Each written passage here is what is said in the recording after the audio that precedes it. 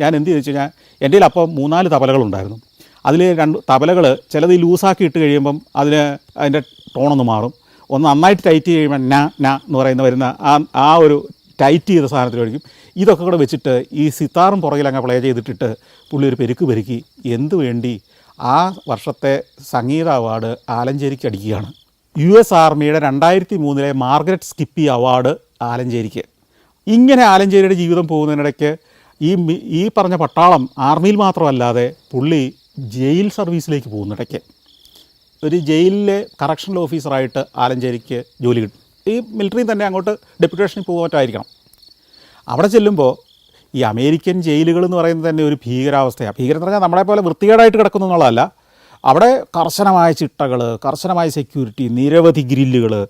നമ്മൾ ഈ ചില ഇംഗ്ലീഷ് സിനിമയിലൊക്കെ കണ്ടിട്ടുണ്ടാവുമല്ലോ, അതിനകത്ത് കയറി കഴിഞ്ഞാൽ നമ്മൾ ഒരു കാലത്തും പുറത്തു വരില്ല എന്ന് വിചാരിക്കുന്ന തരത്തിലുള്ള ഒരു സിസ്റ്റം